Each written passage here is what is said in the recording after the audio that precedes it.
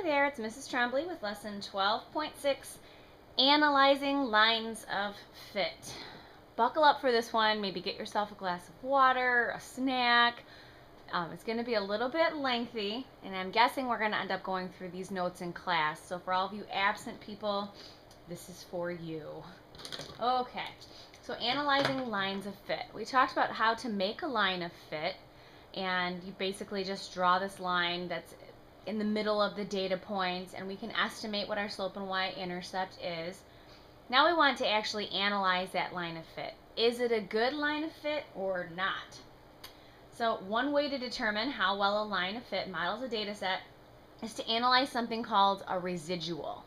And all a residual is, it's the difference between the y value of a data point and the corresponding y value you found using the line of best fit. So if this is my line of best fit, and I'm looking, here's a y value here, this is the same y value here, well, the same x value with a given y, and the distance from here to here, this is called a residual. It's the distance from this value from the actual line you drew. This is a positive residual because it's above the line, and this right here would be a negative residual because it's below the line. So what we can do, what these residuals tell us, if we put them into a scatter plot, it can let us know if our line is a good model or not. So if the model is a good fit, then when you plot the residual points, they're going to be random. So in this case, random is good. That means good fit. If the model's not a good fit, then the residual points are going to make a pattern. You'll see some sort of pattern, and I'll show you what one of each would look like so you get the idea of what I'm talking about here. Oops, sorry, I just bumped the camera. Let me scooch that a little bit. I'm throwing these elbows around. Okay, so take a look. We have example 1. We have a table of values here, and I want to know, does the equation negative 2x plus 20 model this data? Is this a good equation? And when I use the word model, I'm referring to an equation. It means the same thing. So here I took the values and I listed out the x's for you and I listed out the actual y's. Now what we're going to do is we're going to use the y value from our equation. So here's our x's, here's what the actual y's are. I want to know if we use our equation when x is 1, what y is. So remember to do this, and I'm not going to write it for every single one, but I want to know what is y when x is 1. So I would take negative 2 times x is 1 plus 20. So negative 2 times 1 is negative 2 plus 20 is 18. I'll do the same thing here. When x is 2, negative 2 times 2, that's negative 4. Negative 4 plus 20, 16. When x is 3, negative 2 times 3 is negative 6 plus 20, 14. And we kind of see the pattern, right? 18, 16, 14. It's going to continue going down by 2 because that's a negative 2 slope there. So I'm just going to list these in. And again, how I got these numbers, I just plugged x into the equation and wrote down what y was. The residual now, I want to know how far away is 18 from the actual. So all I have to do is take the actual and subtract the model, what I got with the equation. So the residual for when x is 1 is 1. For this next one, I would just take actual minus model. That's negative 1. Actual minus model, negative 1 again. Actual minus model, negative 1 again. Actual minus model, this time it's 0. We have another 0, a 1, and a 1. So these are the values that we're going to end up plotting in our table. So we're going to take our x values and our residual values. So let's label our graph. We have our x values and we have our residual values. That's going to be on my y-axis. Okay, now what we're going to do is we're going to plot these points. Remember I said if the points are kind of randomly dispersed about the x-axis, that means there's a good correlation. I'm sorry, that means there's a good model for that equation. The one that we chose was good.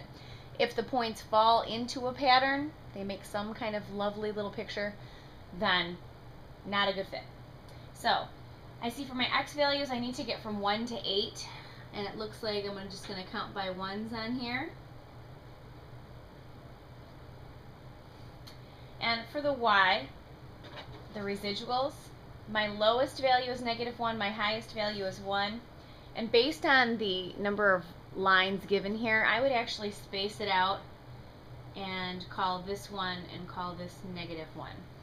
So it's kind of like I'm counting by 1/2. And now we'll plot it.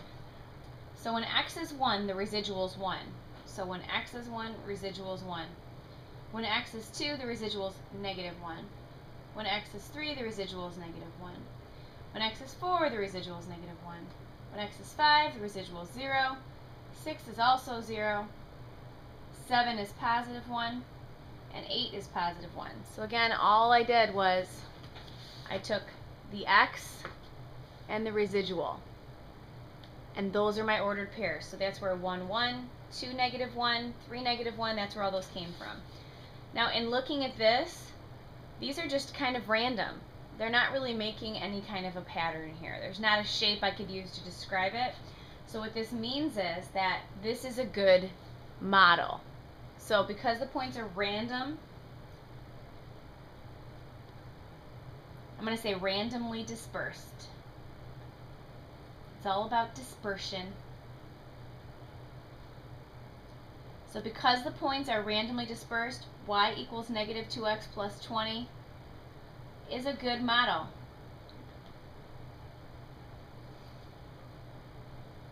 Alright, let's try another one. Turn the page. There's 3 pages to this note set today. I know, it's crazy. I want to make sure I show you what the patterns look like though. So you probably already know the answer to this one, but I want you to see. So here we have ages and we have salaries in thousands of dollars. So I ask you, is the equation y equals 2/10 x plus 38 a good model? Is this a good equation for this data? So we're going to do the exact same thing here. For my ages, it's not right in order. I'm not really counting by anything. These are just some points that are given. They do go in order from lowest to highest. And then I have my y values here, and those are listed. So I can scooch it up because we don't need the original table anymore. Okay, so now what we need to do is we need to figure out when x is 35, what's the value of y? So what you would be doing is you'd be taking 2/10 times 35 plus 38. So all we're doing is we're replacing this x value with that x value and seeing what we get for y. When you do that, if you have your calculator handy, go for it. But when you do that, you're going to get 45 for this one. So I worked these out beforehand to kind of save us some time. But basically now I would plug 37 in for the x, solve this side, and you end up with 45.4. I would plug in 41 for the x, and I end up with 46.2. Plug in 43 for x, 46.6. Plug in 45 for x, end up with 47. And because I'm kind of randomly have these points set, I'm not going to just look for a pattern and count up. It's not an equal interval here. So when I plug in 47 for the x, I end up getting 47.4. When I plug in 53, it's 48.6. And when I plug in 55, we get 49. Now we need to figure out the residual. So how far are these points actually away from the line of best fit that y equals 2/10 x plus 38 would make? So I would just take the actual y and subtract the y that we got from our model, and that gives me my residual. So again, I would take 44 minus 45.4, we'll get -1.4. 47 minus 46.2 is 8/10. 50 minus 46.6, 3.4. 52 minus 47 is 5. 51 minus 47.4 is 3.6. 49 minus 48.6 is 4/10. And 45 minus 49 is -4. Don't be alarmed, we're allowed to get some decimals. They happen, they're numbers too, but we have to graph them. You know, that's the tricky part. So we're going to do the same thing again. I'm going to have my x value, and I want to know when x is something, what is the residual? So the residual is going to be my y. And looking at the number scale here, I see that the lowest x value in the table is 35 and the highest is 55. So I don't know if you've ever seen it, but you're allowed to make a break on the x-axis. I don't want to start counting by 0 and then have all my data crunched up at the end. I'd like to spread it out. So I'm going to make a break right at the beginning here. And I think instead of counting right at 35, I'm going to give myself a little bit of space and I'll start counting at 30. And 5s is going to be the best bet here so we can fit it all in. So you should do that too. I need to get all the way up to 60. And I'll number that last one. As far as the residuals go, when I look at that, it looks like my lowest value is a -4. So I can fit that counting by ones. -1, -2, -3, -4. The highest is 5, yes, and I need to count by ones again. So my y scale is by the same thing. So if I have a range of -4 to 5, we have enough room to count by ones. Now we're going to plot just like last time. So when x is 35, it says that the residual is -3 in your table. So at 35, I'm going to go down to -3. When x is 37, the residual is -1.4. So here's 35. I would say 37 is probably right about here. The residual is -1.4, so a little less than half, probably somewhere right about there. When x is 41, so maybe right here, it's 8/10, so positive, pretty close to 1. When x is 43, the residual is 3.4, so 1, 2, 3, and a little less than half. When x is 45, the residual is 5, so all the way up here. When x is 47, the residual is 3.6, so here's 3.6, probably right about there. When x is 53, y is 4/10, the residual is 4/10, so that's a little less than half. And when x is 55, the residual is -4. Now in looking at these, it's not really random. If I had some points up here and here and in here, it might be. But if you look at these points, they kind of form an upside down U shape. That's one of the patterns you could see. So because these points form a pattern, that means that y equals 2/10 x plus 38 is not a good fit. So in describing this, you would say the points form, and I'm going to say an upside down U, I'll just use that pattern. So y equals 2/10 x plus 38 is not a good fit.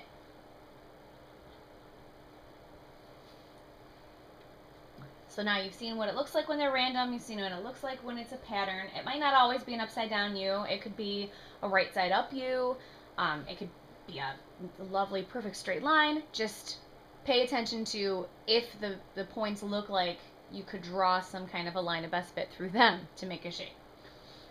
Okay, for now I'll give you ones that kind of stand out. Graphing calculators, you're going to love your calculator on this one. You might be thinking, why did you make us do all of this? You have to know how to do everything by hand and have a true understanding before I give you the cheater.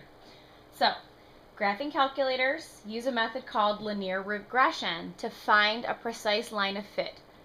So instead of just a line of fit, this is called the line of best fit. The line of best fit models a data set. A calculator often gives you an R value, and that's called the correlation coefficient. So correlation, how they're related, coefficient, you've heard that word coefficient before. This tells you whether the correlation is positive or negative and how closely the equation models the data. So this correlation coefficient called R, it's going to range between -1 to 1 for a value of it. When R is closer to -1 or 1, so here's R. When R is closer to -1 or 1, it means that there is a strong correlation between the variables. If it's a positive 1, there's a strong positive correlation. And if it's -1, then strong negative correlation. As r gets closer to 0, the correlation becomes weaker. So if r is 0, it means that there's no correlation between the values. So think about these positive correlations, negative correlations. We have had discussions on scatter plots, what that would look like.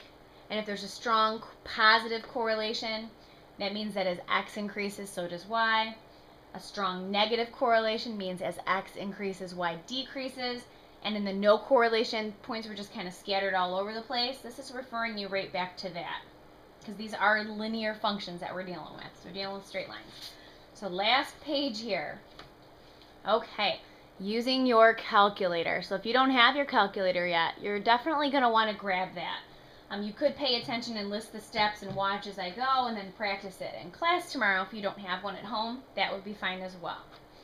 Either way, don't press pause or don't press stop and just give up and say, I don't have a calculator. Pay attention to what we're doing and I'll show my calculator up on the screen. So this table shows the worldwide movie ticket sales. Why? In billions of dollars from 2000 to 2010, where x equals 0 is the year 2000. So this means 2000, that's 2001, 2002, and so on. We're going to use a graphing calculator to find an equation of the line of best fit. Now, if we wanted to, we could figure out the residuals for each of this, right? We could figure out how far away these points are. We could find the slope of every single one and put that average together. We could do all kinds of things. We could also tell our calculator to do it. So, here's your table. Step 1 says to enter the data from the table into list 1 and list 2. If you're not sure how to bring your lists up, all you have to do is press Stat and then enter. And it's going to bring up L1, L2. So on your calculator, turn it on. Hopefully you can kind of see this. You're going to press Stat, enter. And it says L1, L2, L3. So under L1, you're going to list all of your x values from the table. So in your table, see how it goes from 0 to 10? So in my L1, I'm going to type in 0, enter, 1, enter, 2, enter, all the way up to 10. And then I'm going to hit my right arrow. And now I have to hit the corresponding y values in. So I see when x is 0, y is 16. When x is 1, y is 17. And looking at those tables, when x is 2, y is, so I'm going to enter 20, then another 20, 25, 23, 26, 26, 28, 29, and 32. When you get to your last value, make sure that you have the same number of values in each list. Sometimes you'll enter a number twice or you'll skip a number, so they both end directly across from one another. That means that we probably entered them in the right way. Okay, so we've told the calculator what our data values are. To get it to make a linear regression, that basically means it's going to give you a lovely equation for this data. It's going to give you a line of best fit. Here's how you do it. You're going to go back to the main screen here, so you press second mode, that takes you back, and you actually have a linear regression feature in your calculator. What I would like you to do first, though, is to make sure your diagnostic is on, because if it's not going to give you the R that we need. So go to your catalog. Remember, catalog is second to 0, and you want to go to the D's, and we're looking for diagnostic. And here it says diagnostic off. I want to make sure my diagnostic is on. So make sure your little triangle is pointing to diagnostic on and hit enter. Hit enter one more time and it'll say done. Good. Okay, now I just cleared it. We're going to tell our calculator we want to make a linear regression from list 1 and list 2. So we're going to go back to our catalog. Second catalog. And I want to go down to the L's, so I'm going to press the L. It's right above the parenthesis here, so when you press that, it takes you right down to the L's in your list. And we're going to look for linear regression. I hope this comes up okay. There's a plus bx. I'm used to mx plus b, so I'll go with the ax plus b one. Hit enter. Now it says linear regression, ax plus b, and all we have to tell it is, I'm just trying to find where the light is best here. We want to tell it to find a linear regression or complete a linear regression from list 1 and list 2. So on your calculator, if you look above the number 1, you see an L1. So I'm going to press second 1, and that tells me L1. You need to put a comma, and I want list 2, so I'll press second number 2. So right now we're telling the calculator, make a linear regression for list 1 and list 2. When you hit enter, this is a beautiful thing here.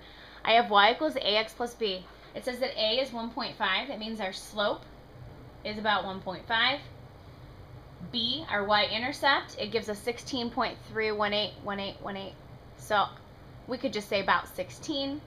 And you don't need to pay attention to this r squared, but if you look at the r, that's our correlation coefficient. So it's 0.976. What do you think about that? Thinking back to, I'm going to put this up here really quickly. Here's that graph you had before. If you have like 0.976 going on, that's pretty close to 1, isn't it? So with that r value, I would say there's a strong positive correlation.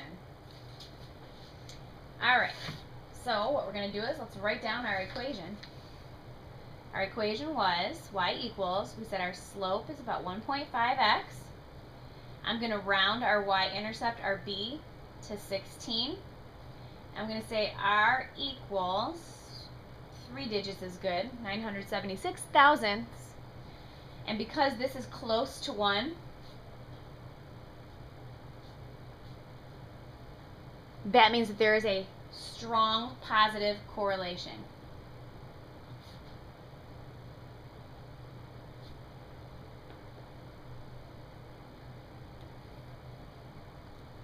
Nice, huh? I know, these calculators are grand. Okay, so moving on, last topic, it's causation. Cause and effect. When a change in one variable x results in a change in another variable y, so when what you do to x changes y, it's called causation. In other words, a causal relationship exists when one variable causes a change in another variable. Causation is what produces a strong correlation between the two variables. So causation produces a strong correlation. It doesn't say produces a strong positive correlation, just a strong correlation. You can have a relationship that is positive or negative. The closer it is to 1, the stronger it is. So the converse of the statement is not true. This might be a little difficult to understand, but correlation doesn't imply causation. Sometimes if you look at your graph, as x increases, so does y. And it's pretty random that that happened because what you do to x won't necessarily have an impact on y. But on a graph, they still have a correlation. So causation produces correlation, strong correlation. But correlation doesn't imply causation. Yeah, I know. We'll do plenty of examples in class, don't worry. So we've already kind of reviewed this, what a positive correlation, negative, and no correlation is. Let's look at some situations here so you can kind of understand what I'm talking about. So in examples 4 and 5, you're going to tell whether correlation is likely in this situation, and if so, tell whether there is a causal relationship. Okay, so time spent exercising and the number of calories burned. So I want you to picture what a graph of this would look like. Time spent exercising, x.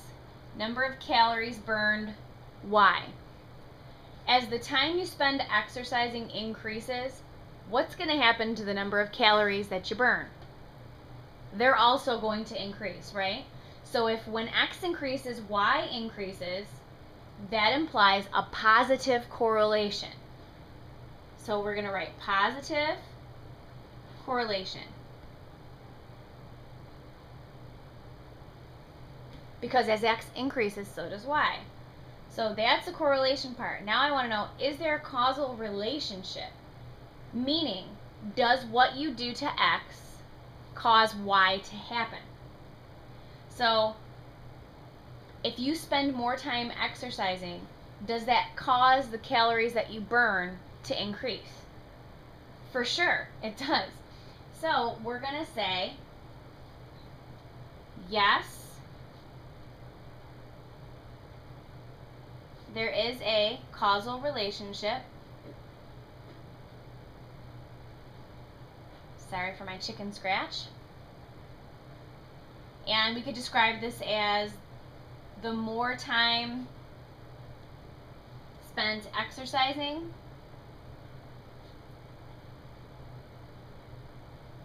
the more calories you burn.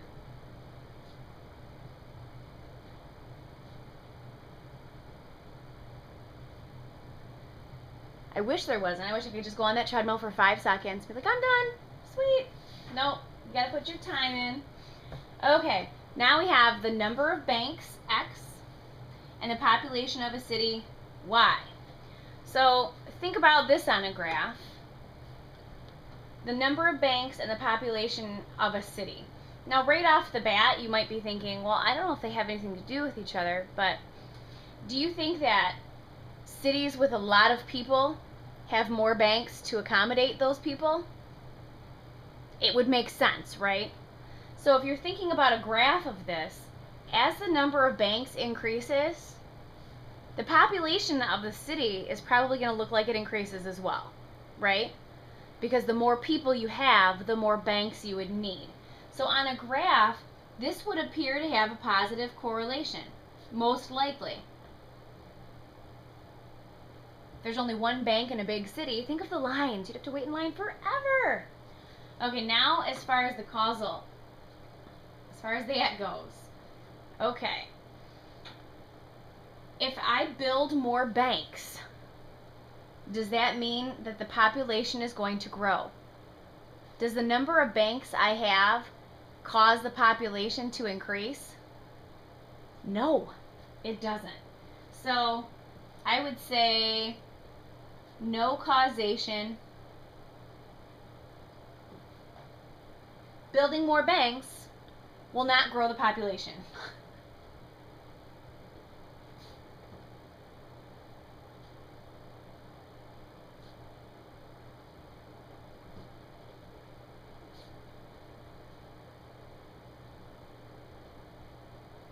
In class, I'll give you a few more situations. You can talk about it in groups and we'll get this down. But for now, understand that correlation and causation are two different things.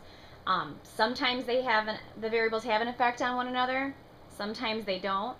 So when you look at the graph, don't just let that be it. Think about what the variables are too. Good job. See you tomorrow.